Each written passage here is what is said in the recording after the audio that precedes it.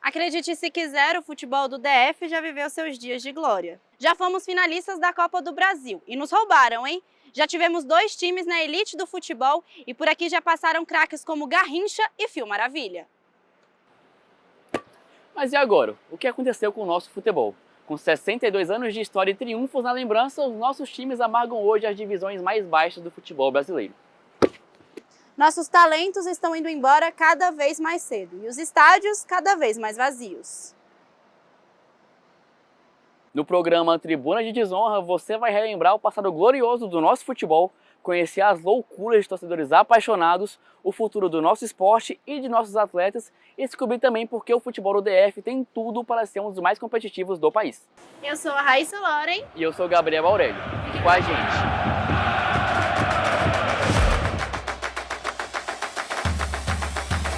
Um em cada 3 estádios no DF está abandonado. São arquibancadas destruídas, gramados estragados, vestiários impraticáveis e violência ao redor.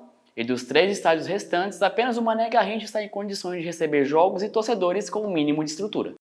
19 de novembro de 2008, um dia histórico para o futebol do DF. Para celebrar o novo estádio Bezerrão, no Gama, recebemos ninguém menos que os 2 últimos melhores jogadores do mundo, Kaká, em 2007, e Cristiano Ronaldo, em 2008. E o jogo, um clássico Brasil e Portugal, onde fizemos bonito, com 3 gols de Luiz Fabiano, goleamos Portugal por 6-2, com direito até a treta entre Marcelo e Cristiano Ronaldo e muita emoção da torcida presente. Reformado ao custo de 55 milhões em 2008 e com um novo investimento de mais 1 milhão em 2019 para receber jogos da FIFA, o estádio ainda foi palco de outras partidas memoráveis, como o 6º título brasileiro conquistado pelo São Paulo em 2008, na vitória por 1-0 sobre o Goiás, que terminou com a morte de um torcedor são paulino por ação da PM. O Bezerrão também foi palco do Tetra, no Brasil, no Mundial Sub-17 em 2019, numa virada épica por 2-1 contra o México. Era o início de uma nova era do futebol do Distrito Federal, que nos colocaria no cenário internacional e em grandes campeonatos. Só que não. O estádio está há mais de 2 anos sem receber grandes jogos, porque carece do mais importante, o campo. E sem os gramados, as competições sumiram e sobram torcedores frustrados. Em 2020, com a pandemia da Covid-19, o GDF instalou um hospital de campanha no estádio, mas devido a um grave erro de logística na construção, em que detectaram uma série de problemas estruturais, tiveram de optar pela instalação dentro do campo, e não no estacionamento, como estava previsto.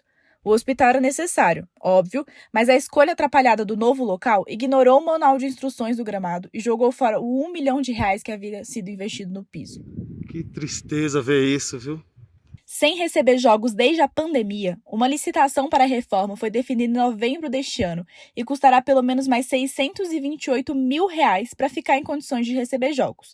A expectativa é que o piso fique pronto no começo do Campeonato Candangão, em 28 de janeiro. No entanto, o Gama, que receberá o Taguatinga, já assume que o Bezerrão não deve sair e prepara o plano B para o Candangão. Em nota publicada nas redes sociais, o time avaliou que, infelizmente, as obras ainda estão longe de iniciar. Mas o caso, ou descaso do Bezerrão, revela um problema muito maior. 1 em cada 3 estádios de Brasília está em condições precárias. São vestiários impraticáveis, gramados estragados, arquibancadas destruídas, além da criminalidade ao redor. E dos 3 estádios restantes, apenas o Mané Garrincha tem a mínima condição de receber bons jogos. Quem joga reclama das condições dos estádios e quem torce também. Com todo esse descaso, o Distrito Federal não só perde dinheiro com os estádios fechados, que vão ficando cada vez mais caros para reformar com o passar do tempo, como também deixa de trazer mais dinheiro e investimentos para a cidade. E a grande paixão dos torcedores vai ficando cada vez mais distante. A capital do Brasil também reflete a diversidade no futebol. Aqui, torcedores de todas as regiões do país trouxeram consigo a paixão pelo esporte. São famílias que passaram de geração em geração essa paixão. Mas o aumento da violência de torcedores tem afastado cada vez mais as pessoas do estádio. Confira agora na reportagem da Júlia Rodrigues. Era para ser um ambiente de paz e alegria, mas a violência no futebol tem assustado cada vez mais os torcedores brasileiros. Algumas pessoas desistem de assistir aos seus times por conta da rivalidade. É o caso de Seu Jaime, que resolveu se afastar das arquibancadas por conta dos perigos nas competições. No meu caso, particularmente, eu me afastei, porque eu não me sinto seguro nos estádios, a não ser que seja um estádio que tem um grande jogo de futebol, que tem uma segurança já exacerbada, e aí, assim, os estádios da periferia eu deixei de frequentar. A rivalidade entre as torcidas organizadas começou na década de 90. Mesmo não sendo jogos entre grandes times, a violência não deixa de existir. Houve uma mudança no perfil da torcida, né? Em relação a quando eu cheguei aqui. A cidade era bem menor, as torcidas eram bem menores, as organizadas praticamente não existiam ainda. E agora o que a gente vê são as torcidas organizadas que se rivalizam, copiam o modelo das torcidas de outros estados, né? E torna-se até perigoso ir em estádio de futebol em alguns determinados jogos aqui de Brasília por conta da rivalidade que existe entre as torcidas.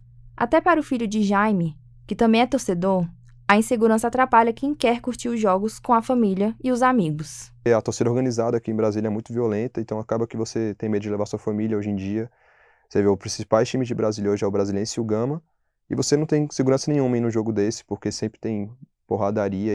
Até o mês de março deste ano, o Brasil contabilizava um caso de violência a cada 4 dias. De acordo com a Secretaria de Segurança Pública, os casos aumentaram consideravelmente após a abertura dos estádios para os torcedores. A única coisa que mudou em relação à data de hoje é assim, o Mané Garrincha, que é uma arena, e o estádio do Gama, que também foi construído com uma estrutura muito grande, muito boa e moderna. A batalha foi dos 5.000 contra 1, e adivinha quem venceu? Conheça a história de um torcedor tão apaixonado pelo futebol do DF que viajou 1.600 quilômetros só para ver o Ceilândia jogar a Copa do Brasil. O torcedor número 1 do DF também conta os prazeres e os perrengues de torcer para o Clube Azarão. Confira na reportagem de Lucas Barbosa. Uma viagem de 1.600 quilômetros. Raul foi o único torcedor do lado visitante na ressacada, no jogo de volta entre Ceilândia e Avaí, no dia 10 de março de 2022, pela Copa do Brasil. Uma aventura e tanto tinha de ter um final feliz. O Ceilândia conquistou a classificação nos minutos finais, depois de um jogo emocionante com direito a jogadores expulsos dos dois lados. Imagina, eu era o único lá comemorando a vitória num estádio mudo. Eu acho que a diferença de se acompanhar o jogo como visitante, assim, é sempre aquela coisa, eu vou lá meio que representando Brasília, né? Eu vou visitar uma terra inimiga lá para voltar de lá com a vitória. Acho que tem um pouco essa sensação de você ver jogo como visitante, né? E eu já vi outros jogos do Ceilândia, do próprio Brasília como visitante, né? Mas acho que eu nunca tinha ido tão longe. Histórias como a de Raul são raridade para torcedores do DF. Boa parte prefere torcer para times consagrados do cenário nacional, pois eles disputam as grandes competições. Então, que realmente a gente tem essa cultura aqui em Brasília. O pessoal torce pro time de Brasília, mas só quando tá bem, né? Só quando tá numa boa fase. Nesse ano que o Gama subiu, por exemplo, foi em 98 que o Gama subiu, né? Eu acompanhei desde a primeira rodada. Gama e Tunaluso, primeira rodada, eu tava lá no Bezerrão, né? Daí você fala assim, foi ver o jogo do Gama, falava, você é louco, não sei o que você vai perder tempo com esses jogos. Aí quando chegou a final contra o Londrina, todo mundo queria ir, né?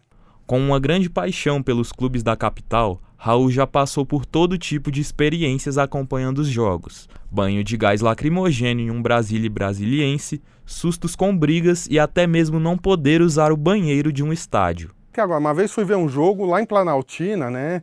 Eu comprei ingresso lá e quando chega o banheiro estava fechado. Eu queria ir no banheiro e não podia porque estava fechado simplesmente. E a estrutura, eu até sou partidário, se tem uma arquibancada, se tem um banheiro, um bar, tudo básico assim, não preciso, acho que torcedor em geral não precisa de grandes luxos para ir no estádio, mas precisa do mínimo, isso sim. Depois de passar por situações como essa e observar como o governo e população tratam o futebol brasiliense, Raul tem receio do que o esporte pode acabar se tornando na capital. A falta de investimento, segundo o torcedor, afeta ainda mais um cenário não valorizado, mas a esperança ainda existe para quem respira futebol. Olha, infelizmente, a minha avaliação no momento é meio tenebrosa, assim. Eu espero muito estar errado, espero que as pessoas... Claro, eu não sou a favor de se obrigar ninguém a torcer para um determinado time ou não, né? Mas eu espero que as pessoas comecem a apoiar o futebol de Brasília, ir para o estádio, que não tem outro jeito do futebol de Brasília crescer.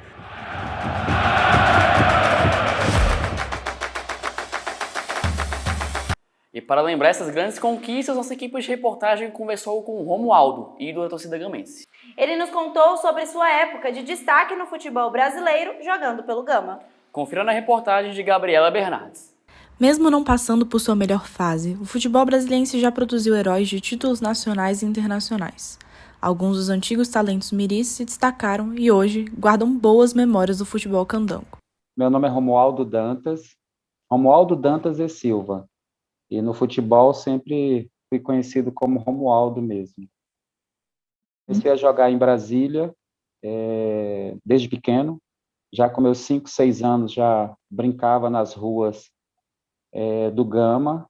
Eu lembro que acho que a primeira quadra ali do Gama que eu comecei a brincar já com 5, 6 anos, já com os amigos ali da rua. O menino que jogava bola na rua logo chamou a atenção na cidade. Até tentou jogar alguns times fora, mas foi no Gama que se consagrou. Eu fui artilheiro do Campeonato de Brasília, eu fiz mais de 20 gols e fui considerado o melhor jogador até 20 anos de Brasília, em 94. E nós fomos campeões de Brasília de juniores, a Sociedade Esportiva do Gama. E dali eu disputei uma Taça Londrina no final de 94. Eu fui destaque dessa Taça Londrina. Mas, não muito diferente de hoje, as condições de treino de jogo em Brasília eram precárias. Romualdo conta que só percebeu as más condições das arenas brasilienses quando teve a oportunidade de jogar em outro estado. Então, olha só a diferença. Lá no Guarani, meu salário era pequeno em relação aos outros jogadores que estavam lá, porque ganhava-se muito bem, né? Mas o Gama pegava a maior parte do meu salário. Assim, a diferença era gritante. Você disputar um campeonato paulista da Série A naquela época se equivalia a disputar um campeonato brasileiro da Série A. O nível de treinamento era altíssimo. O nível dos jogos também era muito competitivo. Então a diferença era gritante. Os estádios os gramados eram maravilhosos. Em Brasília os gramados eram horríveis. Os gramados lá maravilhosos. Os estádios, os vestiários, tudo era melhor. O salário, todo mundo tinha carro bom, tinha uma condição de vida boa, morava em apartamentos muito bons, tinha dinheiro sobrando para tudo, os prêmios por partida eram muito bons. Mesmo nessas condições, Romualdo se destacou e fez carreira de destaque no futebol. Passou pelo Náutico, Ponte Preta, Figueirense e mais tarde foi jogar nos Emirados Árabes. Hoje, de volta a Brasília, aposentado e professor de uma escolinha de futebol, só guarda boas lembranças do futebol brasiliense, que até o deu uma família. Eu sou muito grato por tudo que eu consegui, de verdade. Assim, a pessoa escuta a minha história e pensa, ele deve ter muito ódio do Gama, né? Eu adoro o Gama, adoro a Sociedade Esportiva do Gama. Eu acho que as coisas acontecem como tem que acontecer mesmo. E a gente tem que entender, né? Nem tudo que a gente deseja ou gosta, às vezes a gente consegue. A gente tem que ter uma cabeça boa para entender certas, né, dificuldades. Exatamente. Mas eu sou muito grato, graças a tudo que vivi no futebol, eu tenho uma vida muito bacana. Por exemplo, a minha esposa, eu estou há mais de 20 anos casado, eu conheci a minha esposa no treinamento do Gama. Como formar novos atletas sem a estrutura necessária para treinar e vencer? E como desenvolver times competitivos sem apoio financeiro? Como aproveitar todo o potencial econômico, social e cultural dos estádios se eles não são vistos pelo poder público como um investimento, mas sim como uma despesa? E o que falta para o futebol do DF? Confira agora na reportagem de Maria Eduarda Prado. A falta de infraestrutura afasta jogadores e a torcida do esporte local.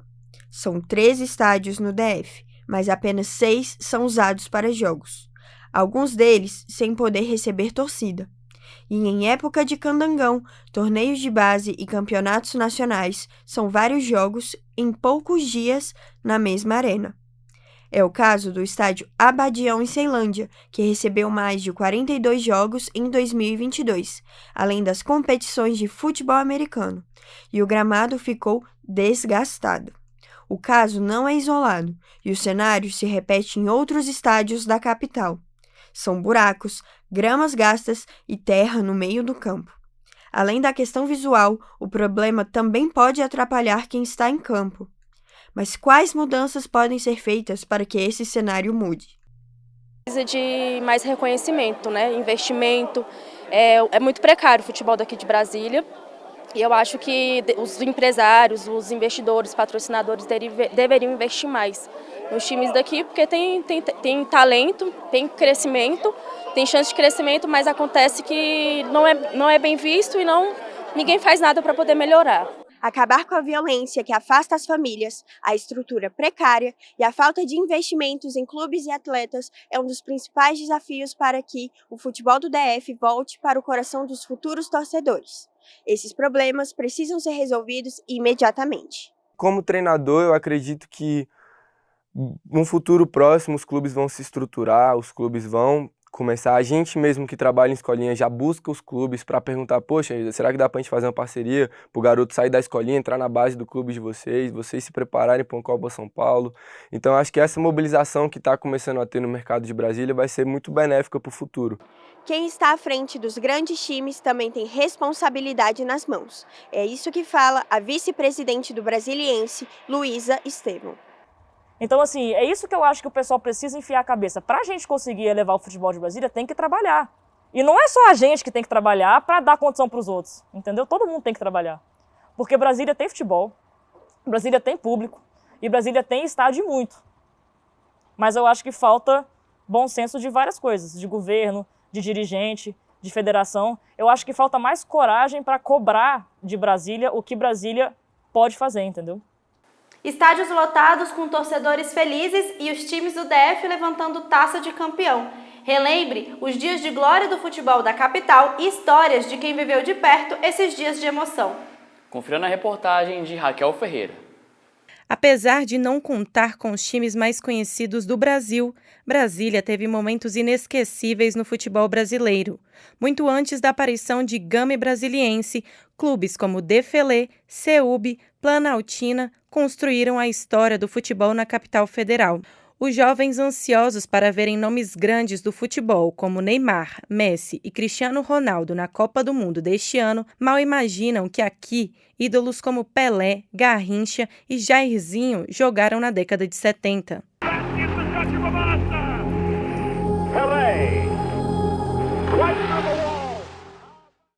20 anos depois, no fim de 1998, a energia dos raios gama contagiou o Distrito Federal. E não estamos falando de física, mas sim de futebol. No dia 20 de dezembro daquele ano, a Sociedade Esportiva do Gama cravou o maior título em 43 anos, a Série B do Campeonato Brasileiro.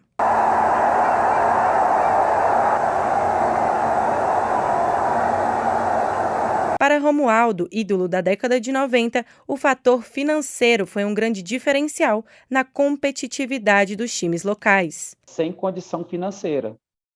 Então, assim, os estádios eram muito precários. Os estádios de futebol de Brasília dessa época eram muito precários. E as equipes, os jogadores ganhavam salários muito baixos. As condições de treinamento, as condições de alojamento dos jogadores era bem ruim. O que em Brasília era considerado precário, nas oportunidades que Romualdo teve fora de Brasília, se tornou uma chave para continuar sendo uma estrela. O nível de treinamento era altíssimo. O nível dos jogos também era muito competitivo. Então a diferença era gritante.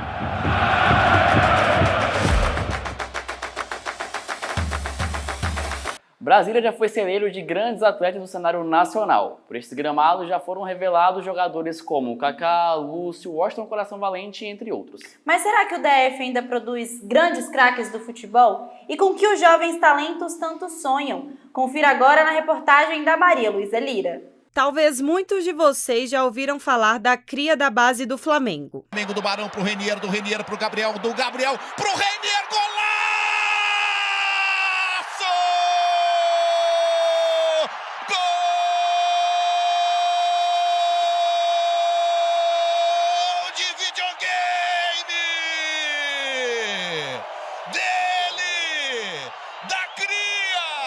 Aclamado por muitos torcedores, Renier é uma das revelações da capital federal. Atualmente, ele está emprestado pelo Real Madrid, atuando no Girona. Outra joia do quadradinho é o jovem Hendrick, de 16 anos. O atleta foi revelado no Palmeiras. No dia de sua estreia no profissional, os torcedores do Verdão vibraram com seu novo momento.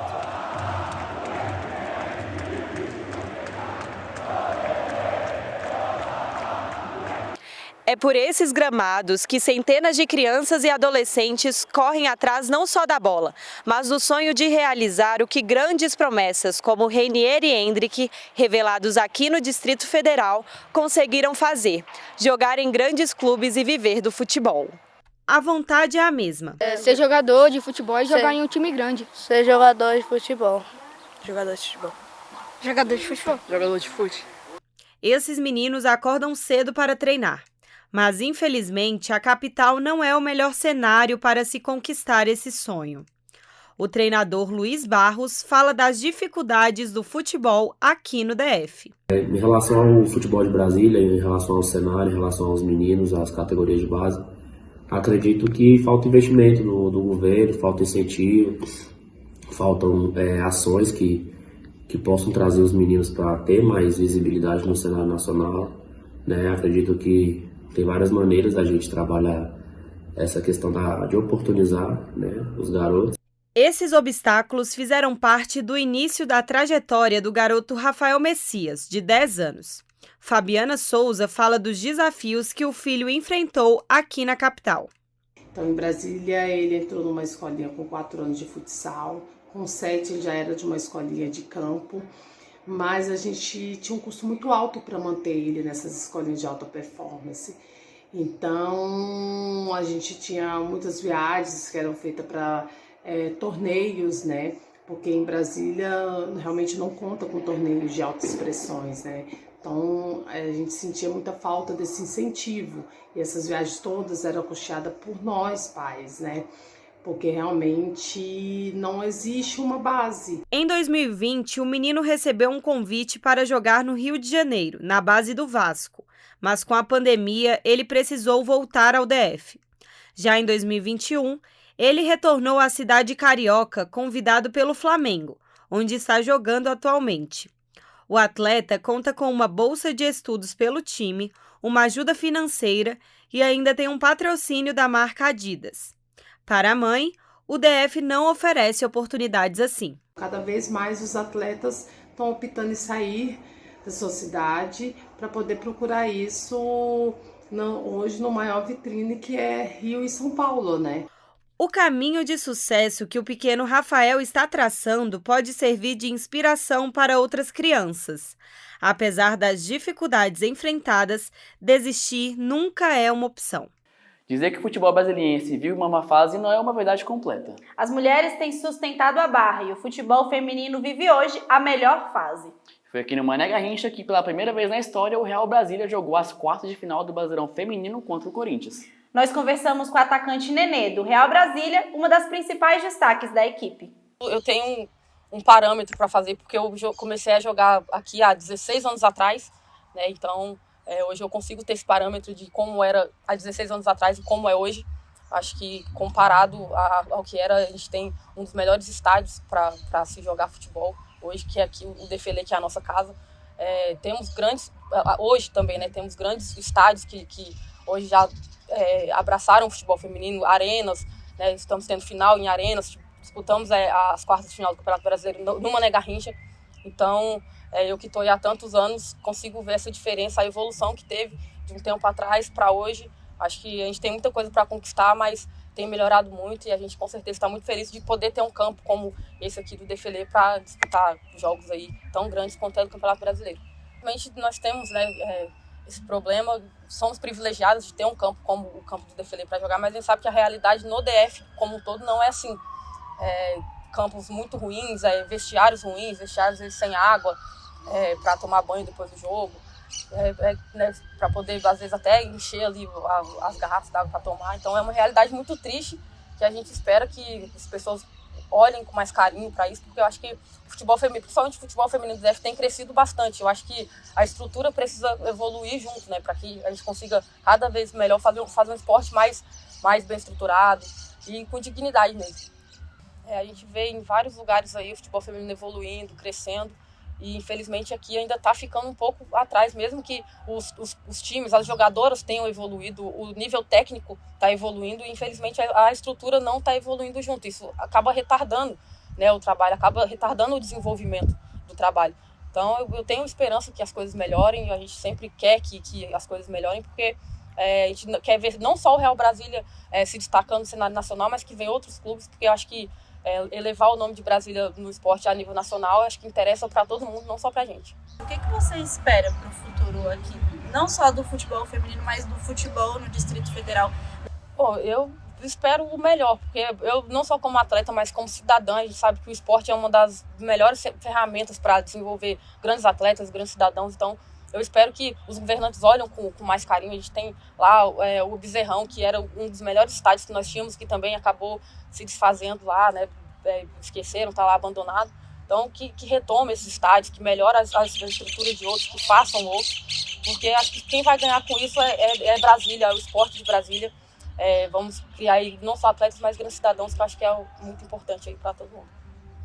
Se você quiser saber mais sobre os times do DF ou sobre os uniformes que estamos vestindo, é só acessar o Instagram que está passando aí na tela.